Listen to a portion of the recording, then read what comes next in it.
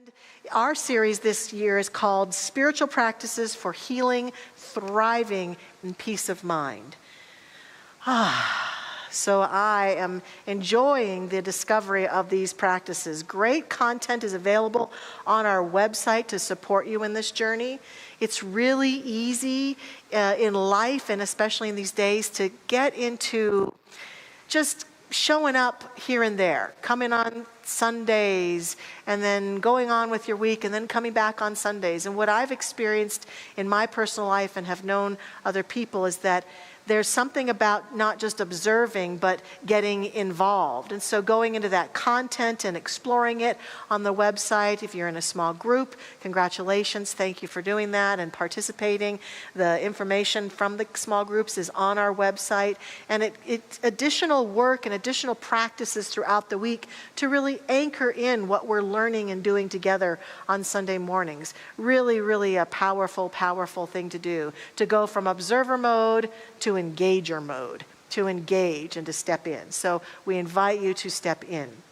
And I get the wonderful honor of introducing the annual initiative that we're going to be utilizing here at Mile High Church this next year. We've been doing this for the past few years, coming up with some idea, concept, way of being that can support us and that we can weave through all we do here for this year. And the 2023 spiritual initiative is spiritual practice. And so we are going to experience expanding our sense of spiritual practice in our life. And yes, that of course includes our meditation and prayer practices, absolutely. But that's part of why we've extended the silence in the service to 60 seconds to have some true moments of stillness. We have a meditation. You can come early for the service at 9:30 and go into the chapel. And one of our practitioner prayer partners is leading a meditation every Sunday morning, so you can come and do that. We're going to be doing classes and workshops throughout the year that are dedicated to helping people discover and create what works best for them around spiritual practice, because there is no one right or way to do spiritual practice. What it involves is finding that which works for us and supports us on our journey. And one of the classes I wanted to let you know is available on the website as of today is our first self-paced class. It's free to anyone who would like to take it. It's called 4 Power Practices to Uplift Your Life. It's a class that Josh and I did, and we've packaged it in such a way that when you sign up for it, the modules unlock and you can do it at your pace whenever you want to. You could do it at 3 a.m. in your jams if you want to. And so I encourage you to consider signing up for that class and having the next 28 days exploring a spiritual practice or two for yourself so that you can start to integrate it into your life. I think our quality of life increases tremendously when we have spiritual practice. And that includes also reflective walks, it's journaling, it's ritual that supports us, it's praying before our meals and acknowledging and weaving the notion of the infinite through our life, that we're making spirit the core of our daily life through spiritual practice. And so we invite you to join us for that initiative. The meditation teacher, Ken and I took an online class from her, Emily Fletcher, who created Ziva meditation, says the point of meditation is not to get good at meditation. The point of meditation is to get good at life. And I would say that's true of spiritual practice. The point of spiritual practice is not to get good at spiritual practice. The point of spiritual practice is to get good at life. And the last thing I will say about our initiative is that in all the years I've had the honor of teaching practitioner classes, when folks step into the practitioner training classes here, it takes them 2 school years to go through that training. It's no longer an option to have a spiritual practice. That is a part of the curriculum that they sign up for. And honestly, many of them are resistant because they have to fill out things and kind of show us what they're doing and how it's working. Yeah, you remember, don't you? She's like, no, yeah. But I will say that as people emerge out of that work, that more of them have said the one thing that you all teach around here that has made the biggest difference in my life as far as my peace and happiness and ability to live a good life is having spiritual practice in my life. So I can't say enough about joining us in this initiative this year. Now, for today's talk, you ready? Okay. Finally, right? Today's talk is titled Thoughts, Prayers, and Action. Co-create your life with spirit. And of course, like many of you are probably thinking, my initial thought with this title was thoughts and prayers. Thoughts and prayers, right? We've seen it all over social media. People who approach people who are having a hard time or conditions that are bothering us, like conditions with violence or something going on, a natural disaster that might be happening, and someone will post thoughts and prayers, and someone else will get very upset and think that's quite trite and just not enough, because after all, action is what changes things. We got to get active. We got to do something to change things. And so there are those who believe that nothing will change unless we have action. And then there are those of us who tend to believe that it's some beautiful alchemy of thoughts and prayers and action, all inspired together, that create the greatest change. I just gave away my whole talk right there. That's okay. I will continue on anyway. So I understand that at first that idea can seem rather trite, but today I'm inviting us to consider a deeper walk with those three subjects. And I also want to address right away the second part of the title of my talk, Co-Create Your Life with Spirit. We believe in something that you'll hear around here a lot called the creative process. We believe that there is a God force, a presence in this universe.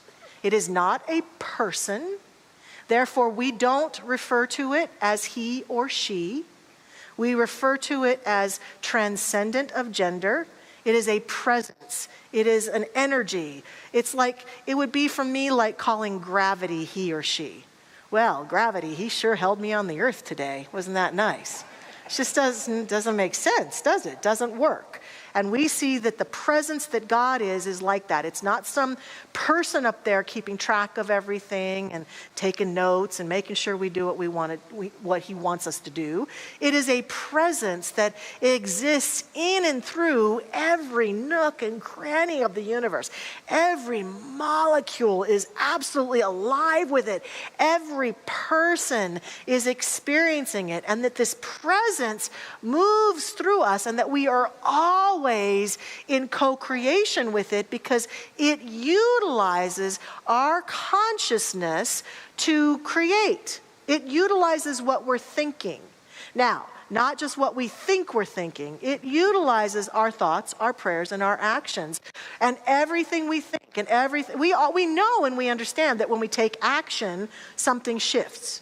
But many of us are still working to learn that when we think a thought, when we have an old thought or a new thought, we have a happy thought, we have a sad thought, we have an emotional thought, that it is part of the creative impetus of our lives. And so we know that thoughts create, and that our prayers can be a tool that we can use to help us to get more in alignment with the thoughts we would really like to have, such that the universal presence can act through us, and our co-creative energy can move in the direction that we would like on behalf of ourselves and the world we share with all the other humans on this planet. So we understand that co-creative nature. Prayer for us then is affirmative, because we are using our conscious awareness to consciously direct the power of that creative force in a way that serves us and in a way that we feel called. Ernest Holmes has a quote, our founder, and it's based on one of the phrases that Jesus said. Jesus said, "As ye believe, it is done unto you." And so Ernest Holmes says, we now come to a definite teaching regarding prayer. We shall receive that for which we ask. It shall be open to us when we knock, and we shall find that for which we are searching. This teaching implies the definiteness of spiritual and mental work. God is intelligent mind and spirit, and there is a direct response from this universal intelligence to our intelligence. If we ask for bread, we shall not receive a stone. But we are told we must ask believing if we are to receive. And so a huge part of our teaching is all about this notion of thought and learning to get really rigorously honest with ourselves about what do I really believe and what am I choosing to allow to be created through me through this filter of my own thoughts. There's a cartoon I saw on social media this last week. It's from Save the Bees Australia. I don't have an image of it here. I wish I did. I didn't get it in time. But Jose Maria Nieto originally posted this in 2019, and people have changed it every year to put the right year in. And here's the cartoon. I'll describe it to you. It's two little beings, and one being is down on the earth with gardening tools, gardening, and the other being is standing behind the gardener. And the being behind says, "Why so optimistic about 2023? And the gardener says, "I think it will bring flowers." And the other one says, "Well, yeah, how come?" And the gardener says, "Because I'm planting flowers."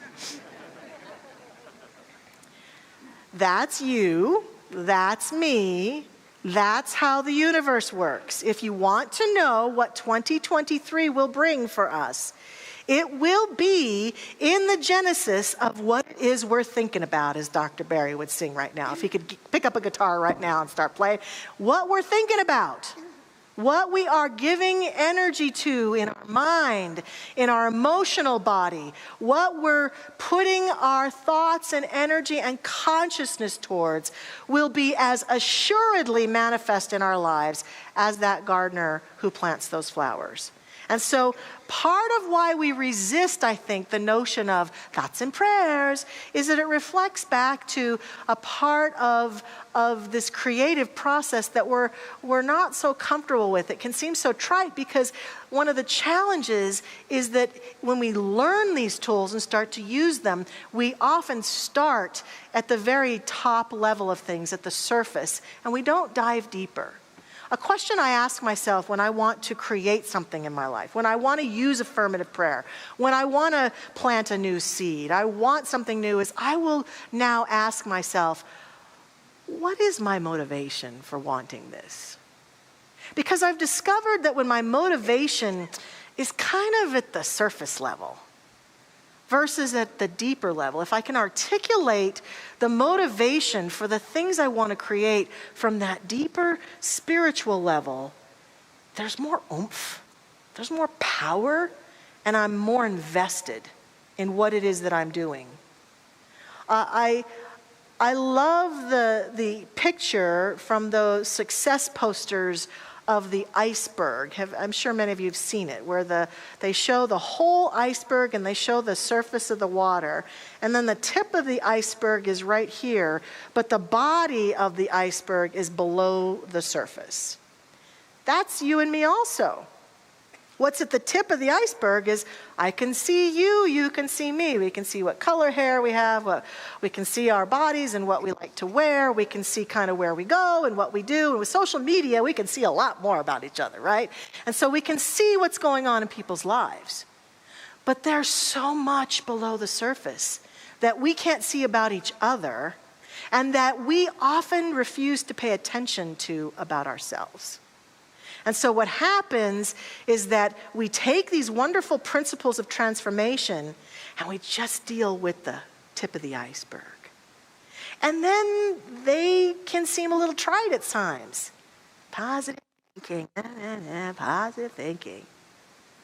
But when we do some deeper work to go below the surface, which represents the deeper mind, and in our Beyond Limits class, we'll talk about the surface mind, which is the tip, and below the surface is the deeper mind.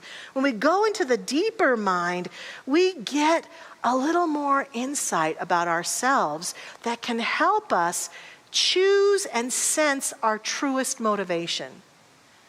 So here at the top, at the tip of the iceberg, let's say I want to change my career. I want to expand. I want to get a promotion, or I want to change my career and do something different, or I've got a dream I want to do. Well, in the surface level, all we tend to think about is business plans and who do we need to talk to, where do we need to go, and who do we need to get to listen to us. When we're willing to go into the deeper motivation, we might find that there's a part of us that says there's a deeper motivation for me to be fully expressed and to share my gifts and talents in the world, to feel fulfilled in this life. If we're talking about relationships, I want a romantic relationship. I want to be in partnership. And so we might, at the surface level, our motivation for that might be because I don't want to live this life not loved, and because I want someone to go on dates with, and I want to have somebody to go to parties, and I want to be like them, and I want to feel that I am enough and that I'm lovable. I want to be in a relationship. But when we go into the deeper realm, my motivation might be, I want to know God intimately through partnership and the beloved. If we talk about finances, I want more money. I want to have more money. I want to be financially secure. I want to be sure that I can do everything that I want to do. When we go down into the deeper levels, we might feel that sense of money is God in form and is a tool for me to not only live out my best life, but to express myself fully in the things that I want to support. And in our bodies, I want to be healthy and strong and thin. I know a lot of us we've gone on diets for the first of the year. The surface level, I know for me, when I've struggled with this issue, when I first started out as a kid wanting to lose weight, it was because I wanted people to think I was thin and pretty, because I wanted to impress everybody, and everybody would be happier with me, and I would be more lovable and accepted if I just was thinner and prettier. Now, in that deeper motivation, as I've changed my life and learned tools and learned what works for me, I want this body to be an instrument for the divine to express itself and to be clear, a clear channel. So it needs to be alive and sober and connected. There's a deeper motivation afoot. And what we find is that when we allow ourselves to do the deeper work, to claim the deeper motivation, our thoughts, prayers, and actions shift dramatically. And when our thoughts, prayers, and actions shift dramatically, our outcomes shift dramatically. Now, I want to be clear. There is nothing wrong with the surface, the tip of the iceberg. Nothing wrong with it. If that's where you're most comfortable and that's where you want to live, I have no judgment about it. But if you are craving a deeper walk with spirit, that song that Lauren sang, God is my career. God is the voice I speak with. God is the dance I dance. And I think, like Deepak Chopra says to us, every desire we have is really not a desire for that thing or that experience. It's a desire to know God. It's a desire to experience and know God in the realm of that situation, expression, part of my life. And I think that's what we're craving. That's what we crave most. And so to give that to ourselves requires that we become willing to dive a little deeper. Neil Donald Walsh said, every decision you make, every decision that you make every second is not a decision about what you do. It's a decision about who you are. And here's what I know. I know who you are. I know who we are. We are God in form. And when we start to make decisions based on the motivation for a deeper walk in and as the divine, something shifts dramatically. I'm inviting us into that, to take our thoughts and prayers and actions from that realm of just the surface and into that deeper realm, that what I call holy motivation. Holy motivation. Not motivated by what I can get, not motivated by how I'll look, how I'll impress people, not motivated by the pain from my past and getting over it and doing it better than someone else, but motivated by the deep call within me to thrive and to be the highest and best version of myself, not for everybody else, but because that's what I came here to do, and it's what you came here to do. And it's what I know that if we don't give some time and attention to, when the moment comes for us to walk over the threshold into the next life, some part of us will say, oh, it was great, and I didn't do what I came here to do. It's that kind of moment for us, an invitation into divine alignment and utilizing the structure of thoughts, prayers, action. What does that look like? Well, to me, that looks like holy motivation is supported by holy thoughts. Holy thoughts are allowing ourselves to observe our thoughts. I've said before, one of the greatest gifts of this teaching is that it's taught me to watch my thoughts. And that's not always a happy journey, I'll tell you. The neighborhood in here isn't always as friendly as I'd like it to be, right? But the good news is that I have learned to pay attention. Not obsessively. It's not like, oh, I had a negative thought. Oh, no. It's not like that. It's an awareness that says, okay, I'm moving forward towards something. I'm having a conversation in a relationship. I'm feeling that desire to express. And here come the thoughts. I'm not good enough. Why are you trying this? You'll never be successful. You're going to fail like you did last time. Oh gosh, who do you think you are? Those thoughts are not holy thoughts. But when I understand that and I can observe them and not be afraid of them, and I've got tools that can help me look them squarely in the face and transform them, I can say, yep, there's my negative voices again. I see you, I hear you. And just like Dr. Barry read, our founder says, we can begin to replace those sad, negative, hurtful thoughts with new thoughts. Sometimes it takes a little more work, especially in that deeper realm. It takes some forgiveness work, which we're going to talk about in a couple weeks. It takes a willingness to let go and stop thinking that thought. It takes utilizing spiritual practice to begin to heal our thoughts. And every thought we have launches off chemistry.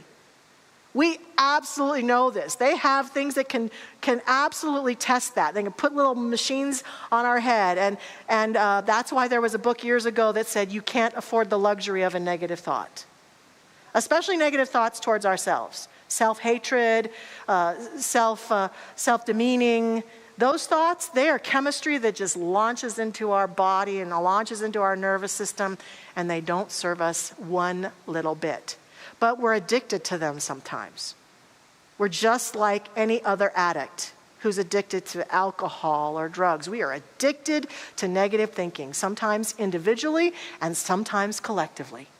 And so our work is to become the observer of our thoughts and strive for holy thoughts and be willing to see the patterns and see that we need to shift or we need to change, that we either need to think a new thought, or if it's really hard to change that thought, to get help so that we can have a new thought. So we have to start taking time to listen to our thoughts, to pay attention to our thoughts, to notice what we're thinking at different times of our life, and then to begin to choose thoughts that are easy to change, thoughts that aren't so easy to change.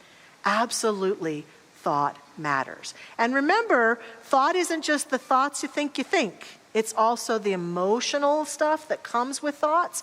That emotional stuff has a thought behind it. Usually our deepest angst is born out of some thought. Every thought that rises to the surface has a pattern below the surface that it represents. And we honor and we respect it, but we don't have to keep it forever. We can change our thinking, change our thoughts, but it requires us to go into those deeper realms a lot of the times and do the work that holy motivation calls us to. Holy prayers. Because we believe that the creative force flows through it, you'll hear that our prayers here are affirmative. We pray as though it is already so. We speak words that are like a series of affirmations. And our practitioner prayer partners have been trained and licensed to do the same on behalf of themselves and other people. And so we pray affirmatively. So the difference might be between, God, fix this for me, and instead we might affirm something. I wrote this down. I accept solutions that are emerging right now. And so that is a powerful difference in how it is we utilize the holy gift of prayerfulness. Affirmative prayer is holy sacred time that allows us to plant seeds of truth from our most authentic place, our oneness. We have a 5-step process you can learn in our classes. I'm not going to go through it today. Ernest Holmes did not necessarily speak a 5-step process, but he stamped his stamp of approval on that.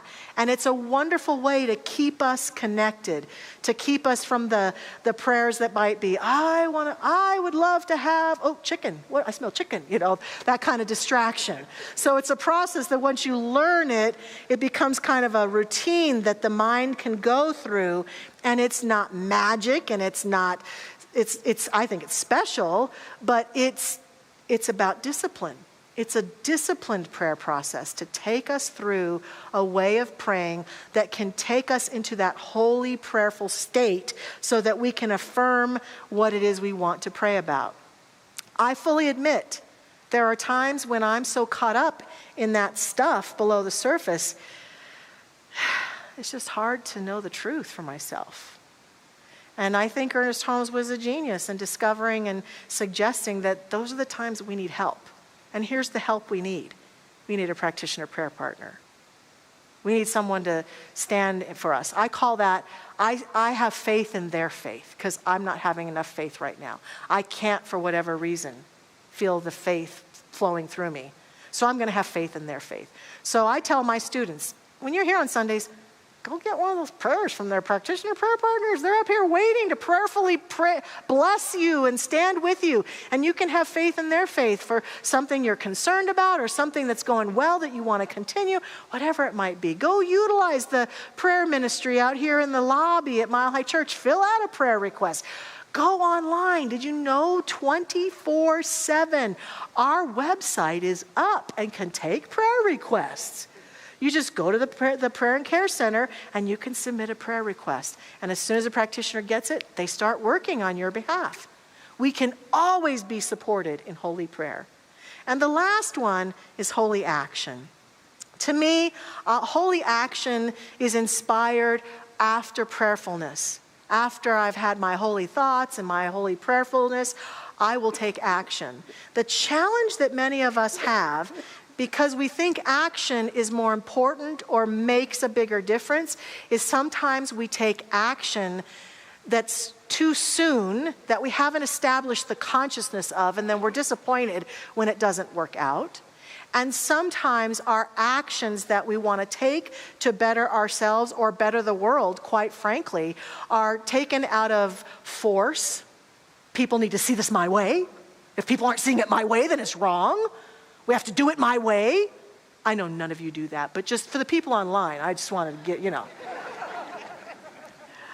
of action that's born out of fear and worry. Well, what if, I better do something. Temporarily might shift something, but not necessarily. Or action that's based on righteousness, which is similar to the first one. I'm right, they're wrong, and I need to prove to everyone how right I am. Those actions can't work because they're born out of separation. And they're part of the reason I think we struggle individually and collectively to make meaningful change, is that there is a beautiful sense of divine action that when I've stepped out of my spiritual practice and I can say, this is the direction I'm going. I'm going to go serve this organization, or I'm going to make this choice, or I'm going to be about this, or I'm going to write that book. I am going to take that time.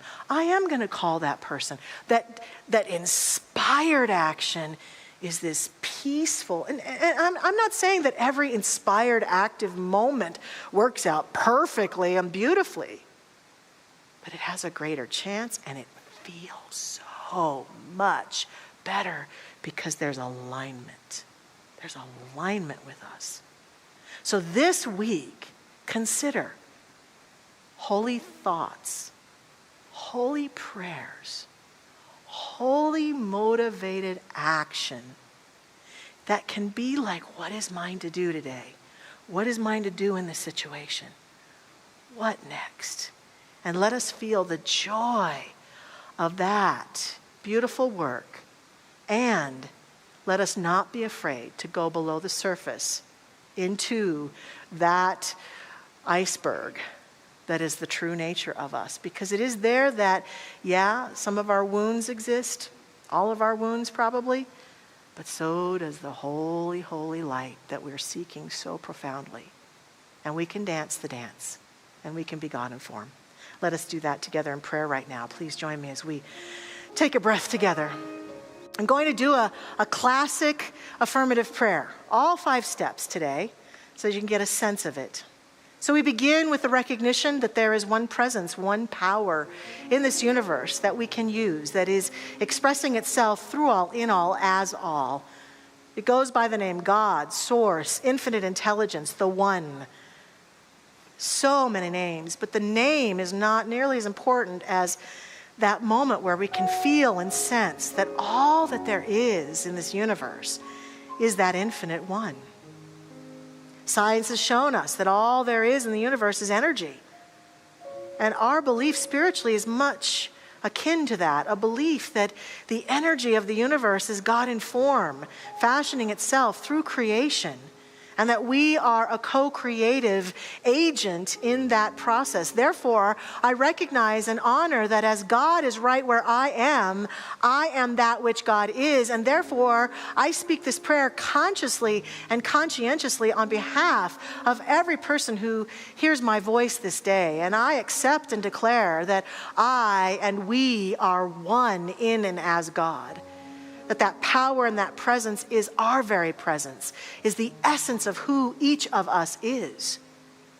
And therefore, I invite each one of us to consider some area of our life this week that we choose to bring holy thoughts and holy prayer and holy action to.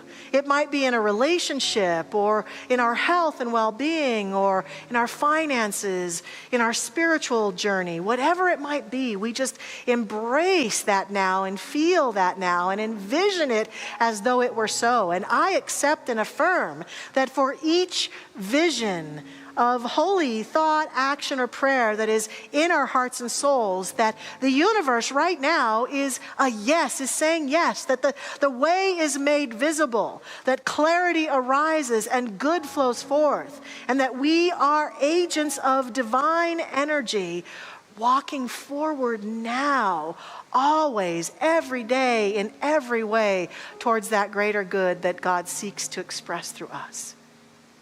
I affirm and accept that it is done right now. And I'm so grateful that this good is ours, that it is being manifest. So grateful for the good that blesses each of our lives this week. So grateful. I release this prayer now into the action of that law that makes it so. I let go, I let God, it is done. In gratitude and faith, we simply say, and so it is. Amen.